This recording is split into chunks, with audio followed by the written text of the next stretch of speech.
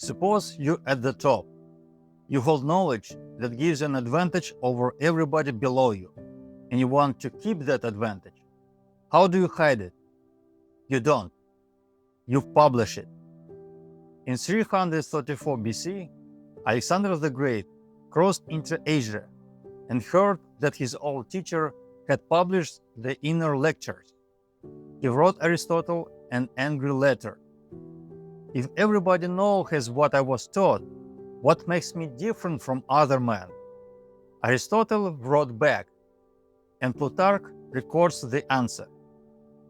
The teachings were published, and at the same time, not published. That is the entire mechanism.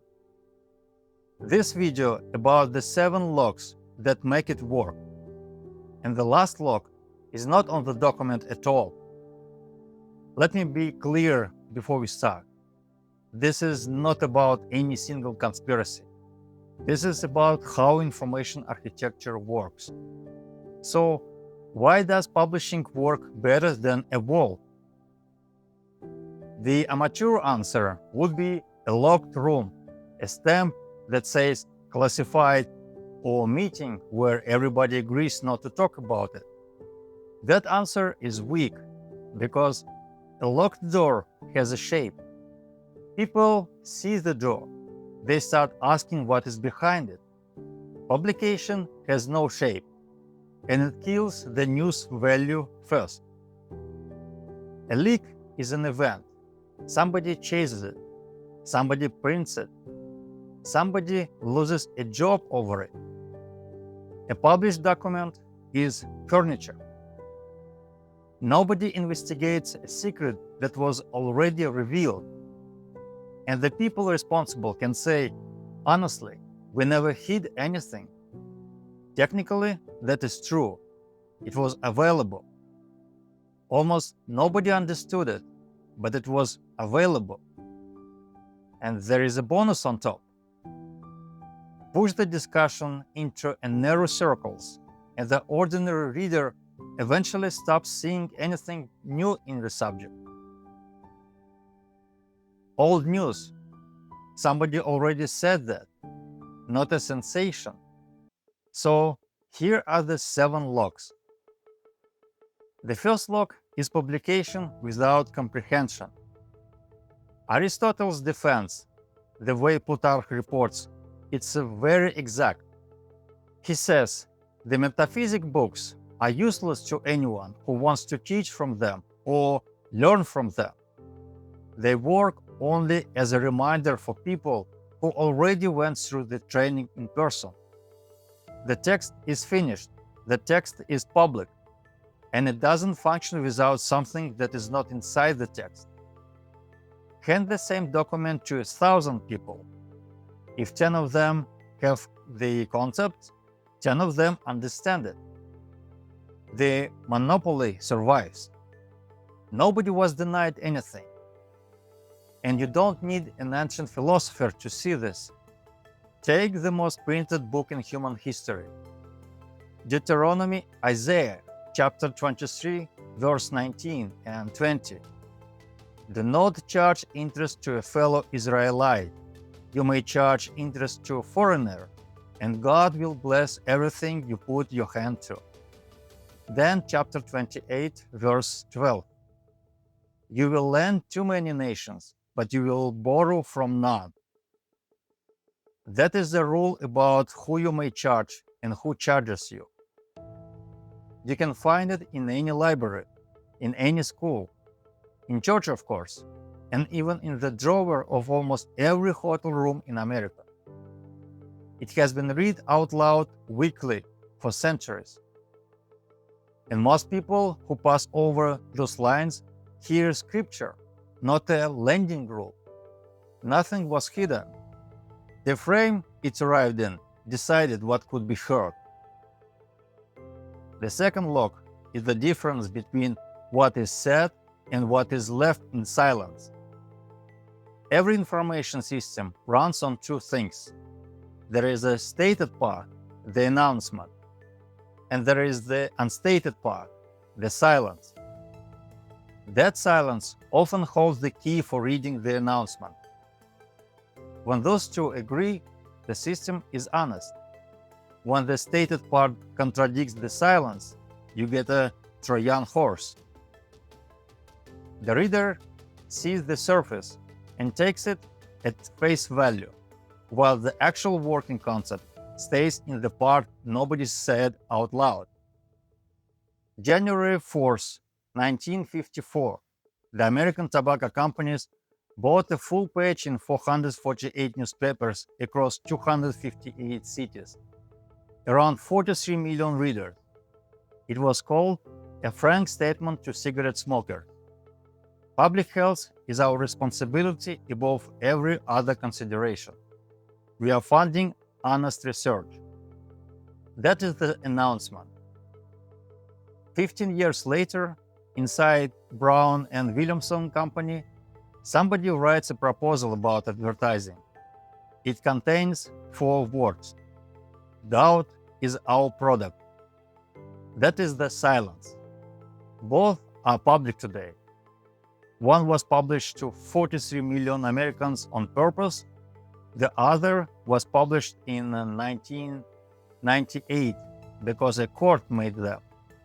The third lock is white noise. Silence is not the only way to bury a document. Noise is often better because noise leaves people feeling informed.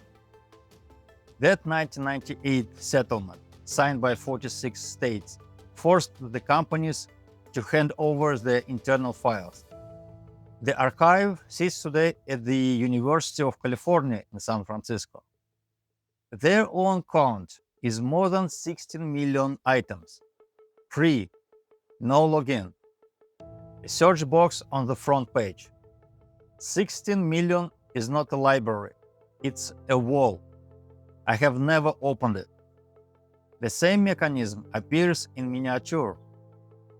In 2008, 2 researchers at Carnegie Mellon, Alicia McDonald and Laurie Krenner, calculated how long it would take one person to read the privacy policies of the sites they visit in a year.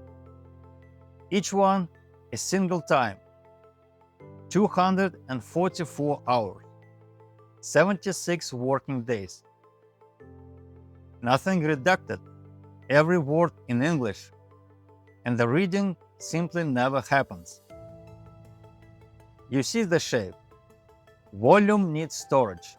Jargon needs lawyers. The next lock is cheaper than both. The fourth lock is the label.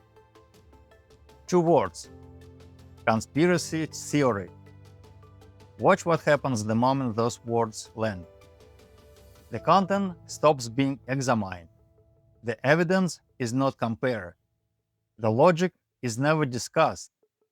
The label does the work instead, and it works precisely because so many conspiracy claims really are false. Some are irrational. Some are sold to you on purpose. Put a serious question into the same drawer as the absurd ones, and people avoid the whole drawer. You never have to answer a single argument. You only have to make the subject embarrassing. After that, people handle it themselves. I don't want to sound crazy. So they stop looking before anybody has to tell them to stop. Go back to tobacco. For 30 years, saying out loud that the companies knew and that they were manufacturing confusion on purpose put you straight into that drawer. Nobody refuted it. It was filed. Then the box is opened. And there it was, in their own proposal, in 4 words. Doubt is our product. The label held for 30 years.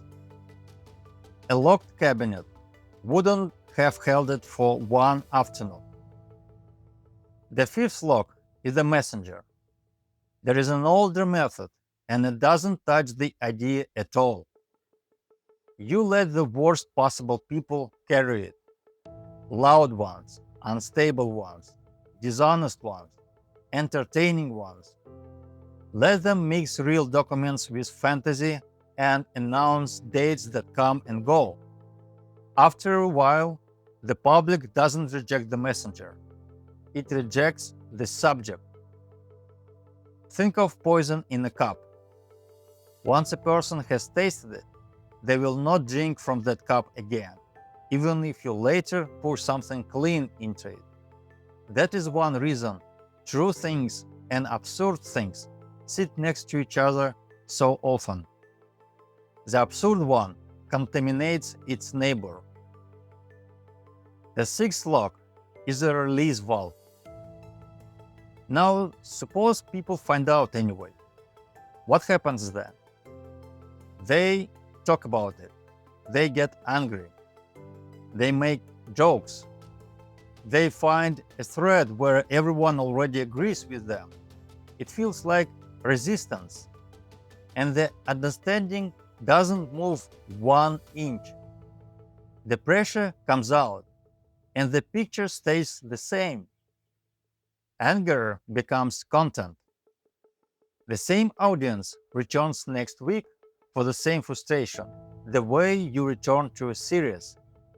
It looks like opposition, but it can also work as a container. People stay free to be angry forever, as long as the anger never turns into understanding. The seventh and final lock is your own mind. This lock is not on the document.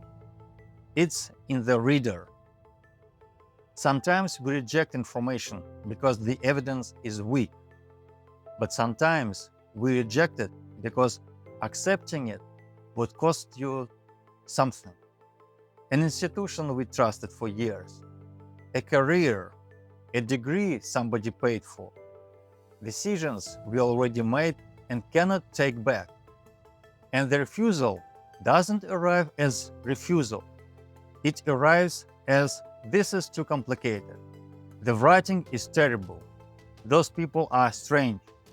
I don't have time for this. Any of those can be true. Sometimes they're conclusions. Sometimes they're shields. There is a book I needed to read. The first pages were dry and I closed it. But I knew I had to read it. So I went back and took it page by page. The book never changed. What changed is that I stopped waiting for it to become uninteresting. And there is a larger version of this, which I broke down in a separate video. A kaleidoscope hands you a new pattern every time it turns, and no stable relationship between the pieces. A mosaic holds still.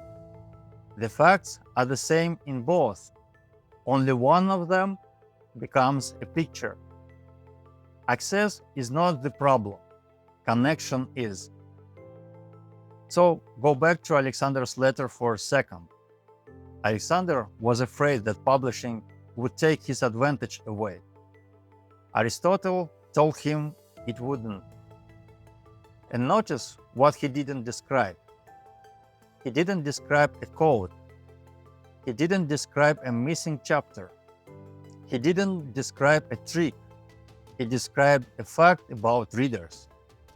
23 centuries later, nobody has needed a better lock.